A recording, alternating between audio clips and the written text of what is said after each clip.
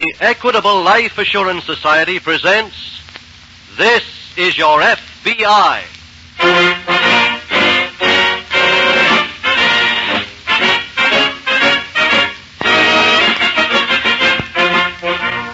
This is Your F.B.I., the official broadcast from the files of the Federal Bureau of Investigation, presented as a public service by the Equitable Life Assurance Society of the United States and the Equitable Society's representative in your community.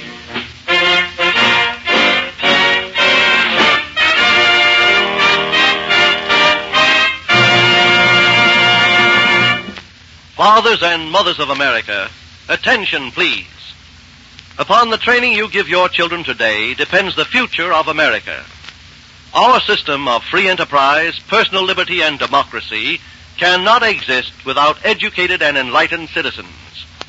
In about 14 minutes, our sponsor, the Equitable Life Assurance Society of the United States, will have some helpful suggestions for parents. If you wish to equip your children to take advantage of all the opportunities the future offers, don't miss this important message.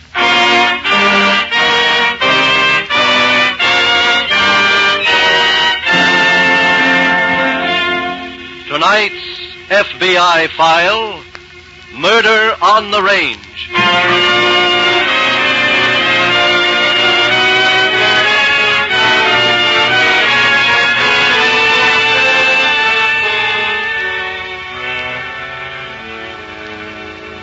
Since the time of Eve, there have been nagging wives who drove their mates to commit crimes for the gratification of their own selfish desires.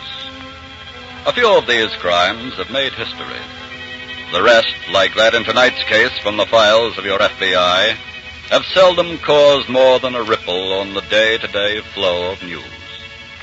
But they're important, for each contributes its unit of force to the wave of crime constantly beating against the underpillings of law and order on which society rests.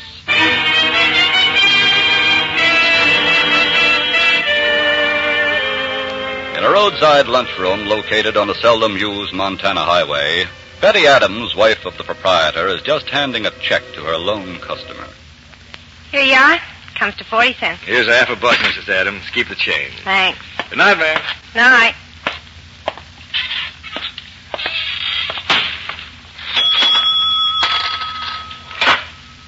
Betty. Oh, Betty. Yeah? That fellow leave? Mm-hmm. Think maybe we should close up? I think we never should have opened. Oh, now, Betty, please don't start nagging. I ain't nagging. I mean business. What are you talking about? I'm fed up with this place. Fed right up to here. Betty. I mean it. Either you take me back east or I'm going by myself. But we can't leave here now. Why not? All we've got in the world is tied up in this place. Then sell it. Sell it? Yeah. You could hardly give it away since the new road bypassed it. Then let's walk out on it. Are you kidding? We'll find out if I'm kidding if you don't Wait do a minute. so. Jack, I've already told I said wait a minute. Well, You seem to have forgotten the main reason why we came out here. I know. You done a stretch and you wanted to start all over again on the square. Don't wave that flag again. But, honey... You could have started all over back east. Then why'd you come out here with me? Because I fell for that picture folder talk of yours. And from now on, when I get the bite to see a little scenery, I'll stick a quarter in the Translux and get 10 minutes worth of travel off. Betty, you've got...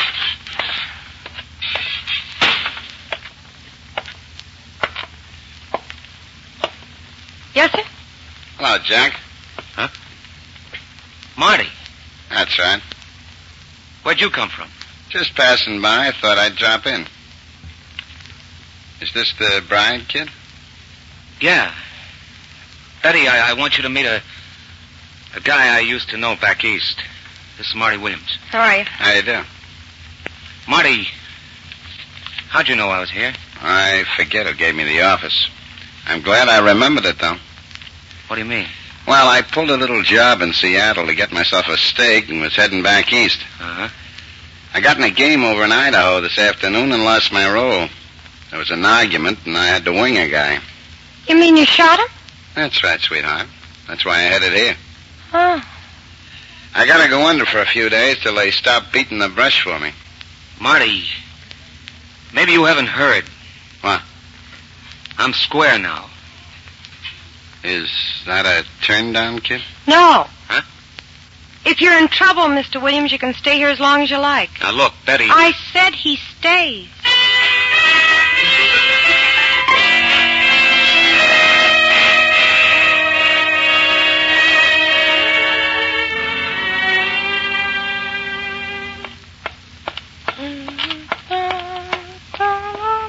Good morning. Well, when did you get up, Mr. Williams? About an hour ago.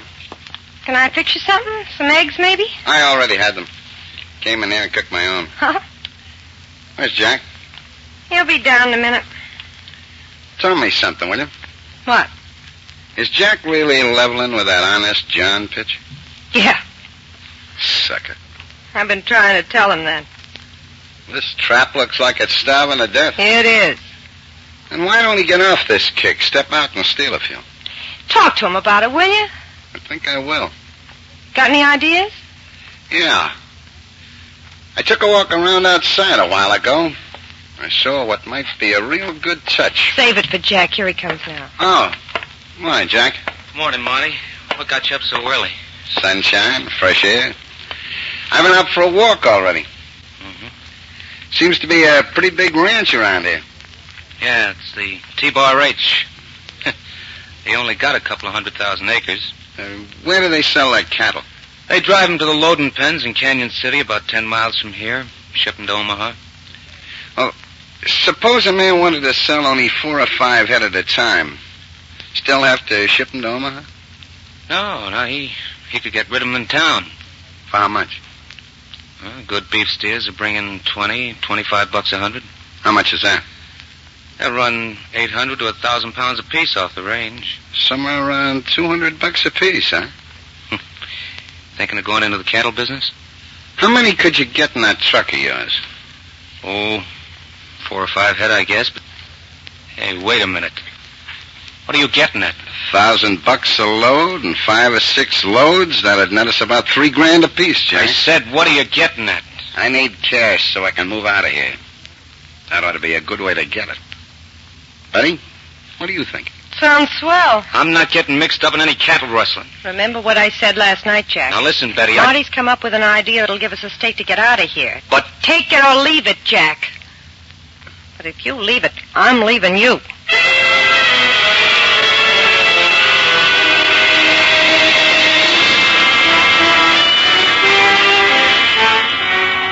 Some 25 or 30 miles away in the Butte, Montana office of the F.B.I., Agent in Charge Kearney is standing over the teletype machine as it finishes tapping off a message from Washington headquarters.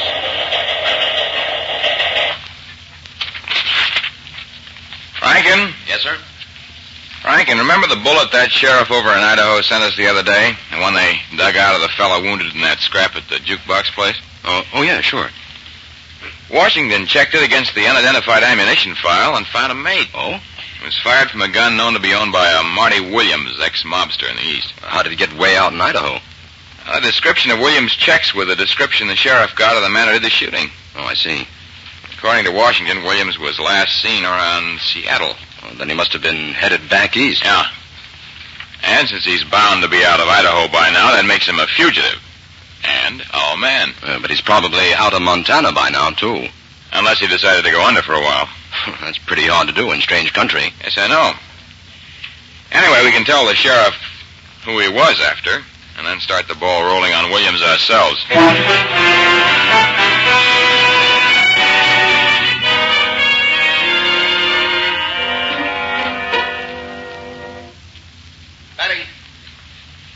Betty. I'm in here, Marty. Oh. Look, when did Jack leave for Canyon City? Hours ago. I wonder what's keeping the guy. I don't know. You know something? Huh? I don't care. Oh, that's how it is, huh? Uh-huh. He don't know that, though, does he? He should. But he don't. Otherwise, you never could have conned the guy into this cattle swindle. Guess you're right. Yeah. That's too bad. Jack's a nice guy. Sure. If you like nice guys. You don't? What do you like? Heels? Like me? Yeah, like you. You don't have to sound so unhappy. Well, you'd be unhappy, too, if you made a career of it. Going for heels? Yeah. Come here. Hmm? I said come here. Well? Look, sweetheart. I feel the same way. Hi, Betty. Hi. Marty. Oh, hi. I'm sorry I took so long. What happened?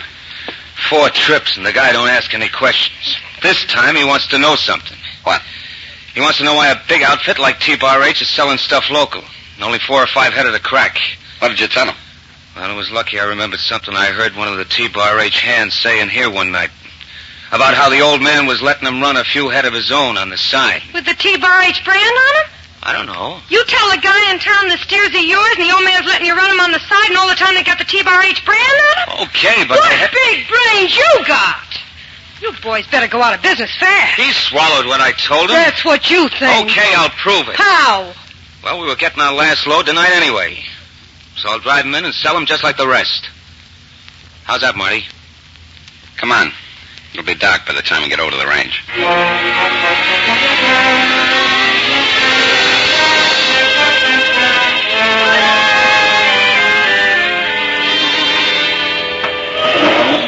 Come on up there. Come on. Get up. Get up. Okay, that's it. That's 4. And room for one more. I guess so. This part of the job is a cinch. What do you mean? All the Western movies I ever saw had a bunch of cowboys sitting around a fire singing and playing the guitar with a couple of more out riding around the herd. They don't ride herd except in the spring for branding and the fall for roundup. And the rest of the time, all these stakes run loose like this, begging to be picked off? Well, every few days one of the hands rides out to check the herd scattered over the range. You must have timed things just right. Between checks. We've been lucky, Marty. Now, let's get number 5 and get out of here. Okay. Swing that lantern over here. Okay. How about Toots there with a white face? Okay, let's... Wait a minute. What's the matter? Shh, listen. What's cooking?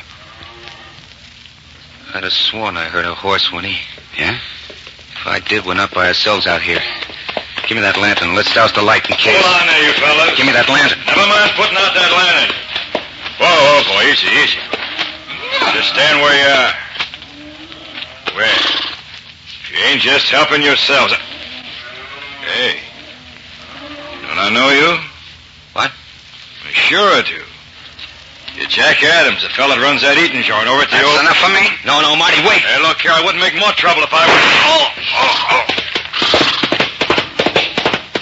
Lock the back end of the truck, Jack. We're getting out of here.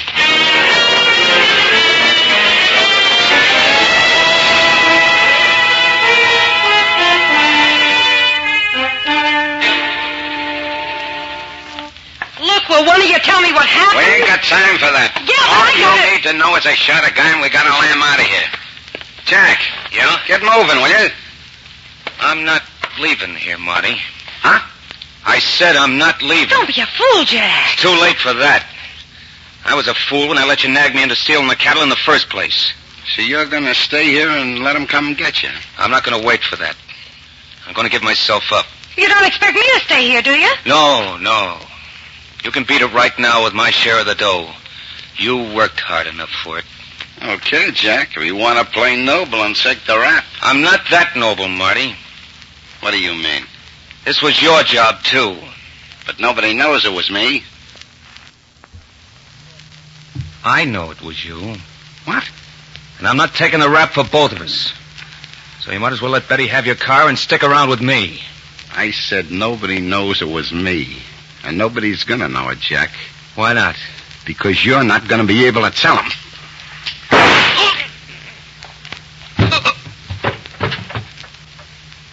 Sweetheart, that should make me your favorite heel.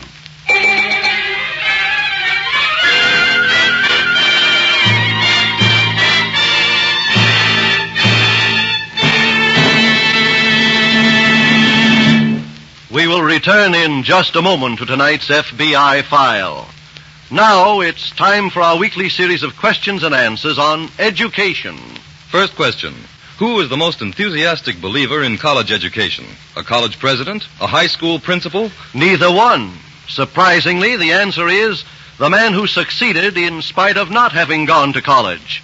He knows that leadership demands a background of knowledge which, if it is not developed in college, can only be acquired by years of laborious effort. How do we know self-made men feel this way about college?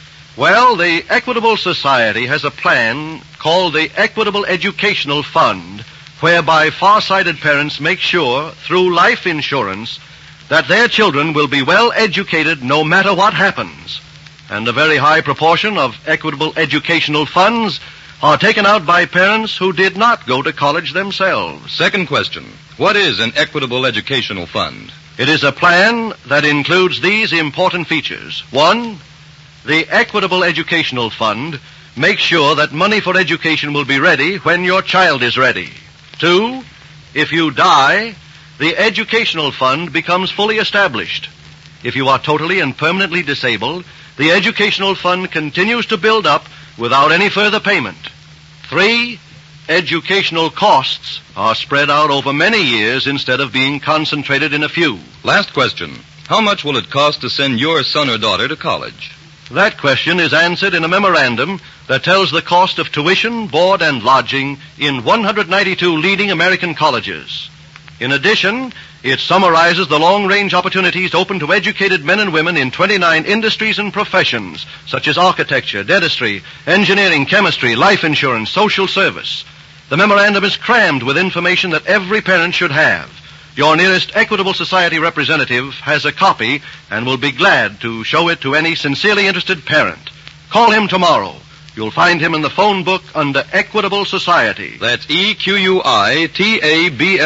The Equitable Life Assurance Society of the United States.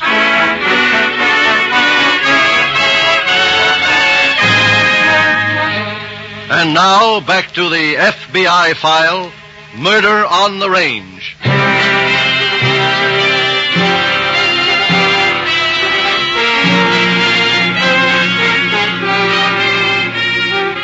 The average law-abiding citizen attributes great strength to every criminal.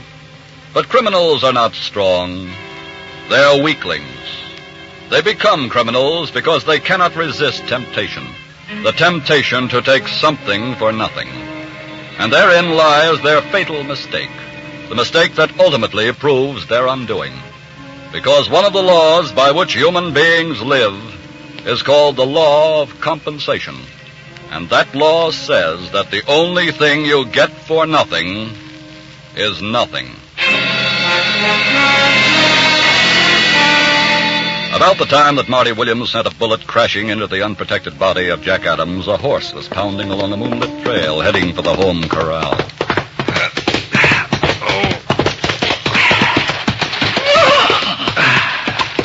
Hey, what's going on here?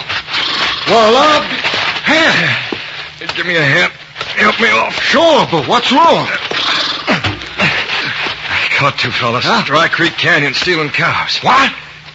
One of them threw lead at me before I could... Come on now. I'll help you at the old man's house. Hey, Jim, it's Hank. He's hurt. Take care of his horse, will you? Come on. Easy now. Yeah. See? Who was it? One of them runs that eating joint over on the old road. What, Jack Adams? Yeah. Never seen the other before. What'd he look like? Didn't get a good look at him, why? Well, all the outfits around got a warning from them FBI men in Butte today to keep an eye peeled for a man that done a little shooting crossing Idaho a few days ago. Yeah? Maybe it ain't the same one, but as soon as we get the slug out of here, I'm going to call the FBI like they said and get him over here.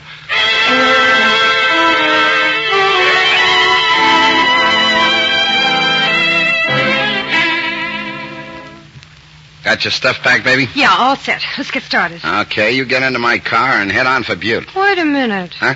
What's the idea? There's a truck outside with nearly $1,000 worth of moo cows in it, sweetheart. Marty, you're not going to try Don't worry. News of what happened tonight won't get around before tomorrow. Yeah, but suppose I'll drive on into Canyon City with them tonight, sell them first thing in the morning, head for Butte, ditch the truck, pick you up, and we're gone. Well, I'll wait for you. Register at the Black Hotel. Use the name Madison. Mrs. John Madison. Okay. Now get started. Be careful, Marty. Get started.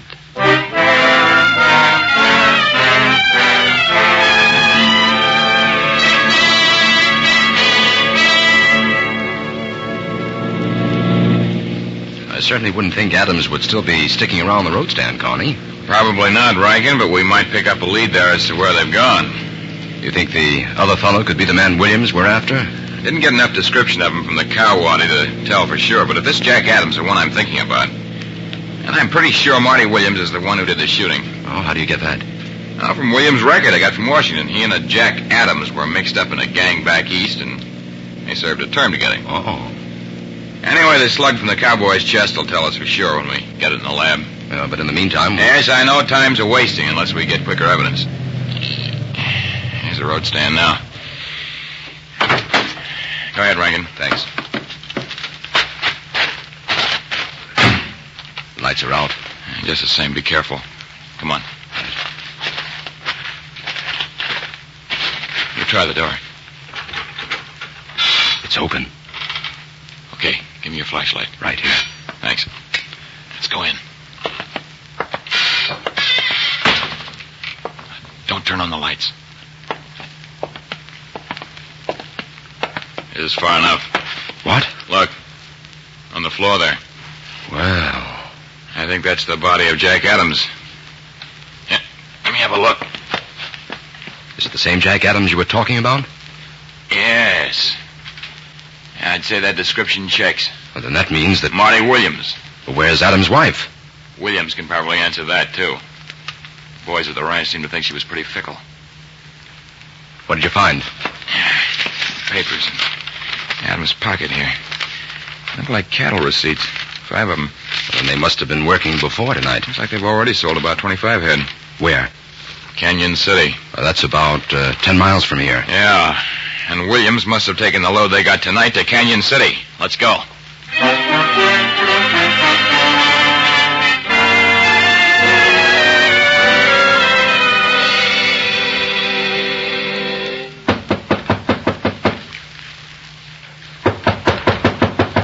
Oh, who is it? Marty. Oh, it's just Seth. Come on in, honey. Okay. We got trouble. What?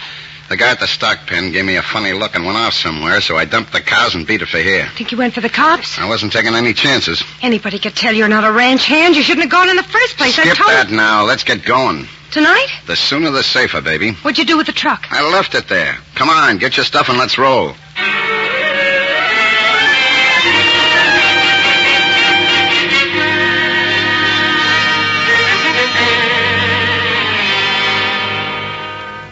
Yes, sir. The man you're talking about drove in here at the stock pen several hours ago. Where is he now? Well, he looked suspicious to me, so I slipped off to get a deputy. When I came back with him, the fellow had gone. Cows and all? No, sir. They're right over there in his truck. Rankin? Yes, sir. Look that truck over, will you? Right. Look, this man that drove the truck, was there a woman with him? No, sir. Where's the deputy now? He lit out for Butte. What for? Well, he found out that this fellow who came here with the cows hired a car. To take him to Butte? He thought so, yes. Mr. Connie. Yes, Rankin? I found this road map in the truck. Oh, good. Let me see it. It's marked. Yeah, let's get back to Butte. But first we'll call ahead and charter a plane.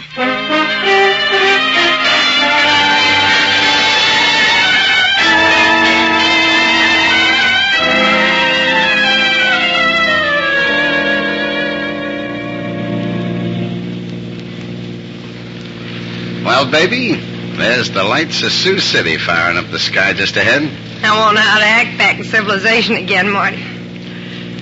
Pretty soon, good old Chicago. And then? Then we'll take this stake we got back in Montana and run it up into plenty of living for both of us. If Montana don't catch up with us. Forget it, sweetheart. Forget it. Marty, look. Huh? Those red lights strung across the road ahead. You better slow down. Yeah, I guess they're fixing the road. Somebody waving a flashlight. Maybe it's an accident. Hey, what's cooking, pal? I say, what's... Hey, What's the idea of flashing that light in my face? Welcome to Sioux City, Williams. What? And you too, Mrs. Adams. Who are you? What is this? We're special agents of the F.B.I. from Butte, Montana. How'd you know we'd be here? You left a blueprint for us. Huh? That map we found in your truck, it had your route all marked out. Marty, you left a map so they could follow us? I forgot. Why, you stupid fool! I suggest that you save your arguments for the courtroom when you're tried for murder.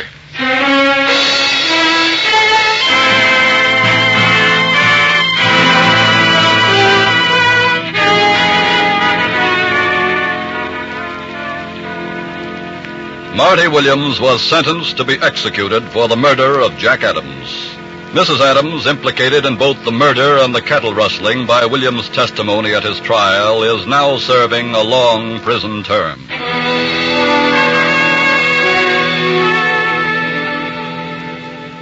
The fate of these two petty criminals was, on the whole, unimportant. But it points out what your FBI has constantly attempted to prove to every citizen who might be tempted to make that first fateful step toward a career of crime. That no one makes crime a profitable profession for very long. It is possible to maintain a temporary advantage over the law, but sooner or later, the law must win. Whether the law be represented by your FBI, your local law enforcement agency, or both. Remember that the criminal is not strong. The real strength of the nation is in the solemn dignity of the law.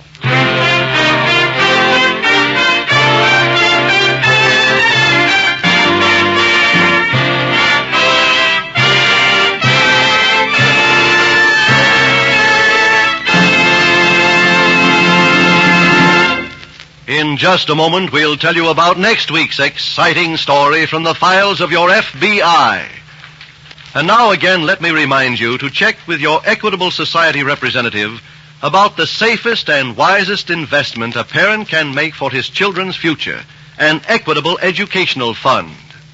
Without obligation, he will also show you the Equitable Society's memorandum on the costs of higher education and some of the opportunities it opens. You'll find your Equitable Society representative in the phone book under the Equitable Life Assurance Society of the United States.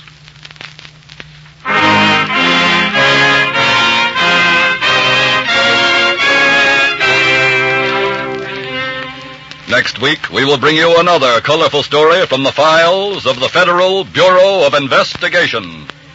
Death for a Draft Dodger.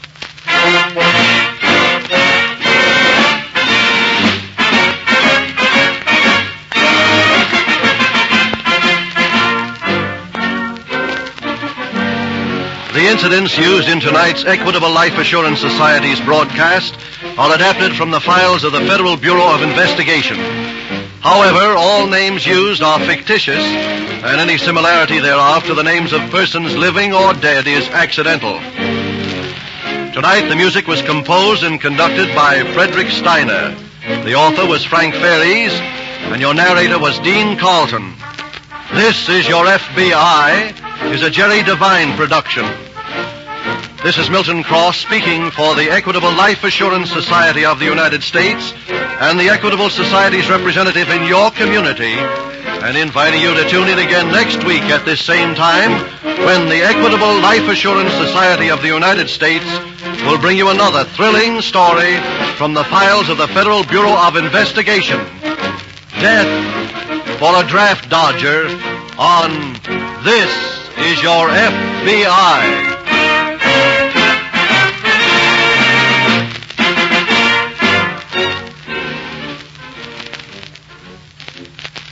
This is ABC, the American Broadcasting Company.